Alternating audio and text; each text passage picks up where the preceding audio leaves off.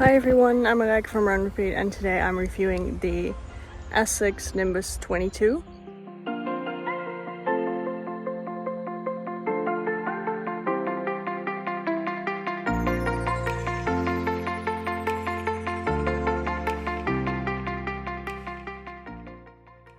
I've already reviewed the Asics Nimbus 20 2 years ago, and I didn't really like that shoe. It was kind of heavy. The weight distribution wasn't great, the heel to toe transition wasn't great, and that kind of put me off from trying the Nimbus 21. But they've changed quite a few things in the 22, so I was curious and I wanted to try it. So the Nimbus 22 has a 27mm heel stack and a 14mm forefoot stack, giving it a 13mm drop. That's quite a bit, but it didn't really bother me. It's actually 2mm more than in the 20. The 20 was 25 in the heel and 12 in the forefoot. The Nimbus 22 weighs 255 grams in a women's model, which is slightly lighter than the Nimbus 20, which was 264 grams. Another change they've made is the upper, and it's actually quite a plasticky upper.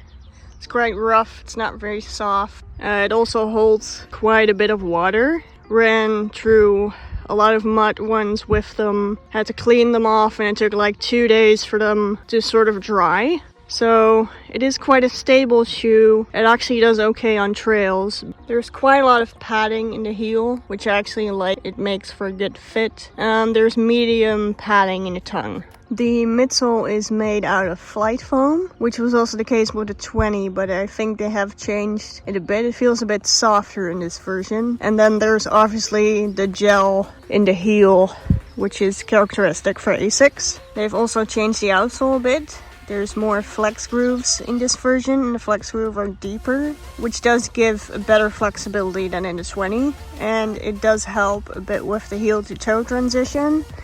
And the other difference is there's a bit more of a rocker shape to the forefoot, which also helps with the heel to toe transition. Because the problem with the Nimbus is that the heel is a bit heavy due to the gel being there. So that in the 20 that made it hard to toe off, but with the slight rocker shape it's a bit easier. There's also a Trusstic plate underneath the midfoot to give the shoe a bit more stability. It's quite a stable shoe actually.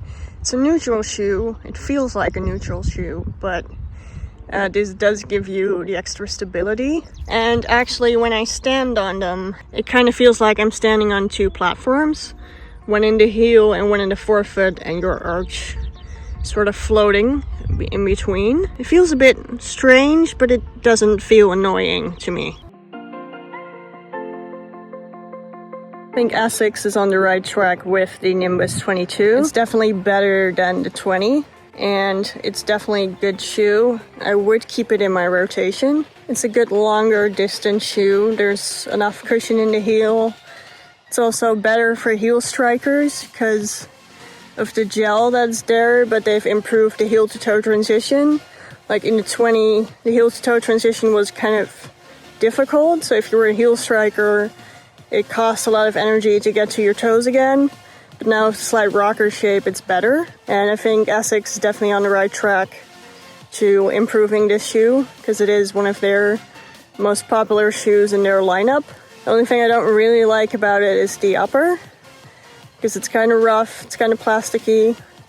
So if they improve that in the next version, that would be good.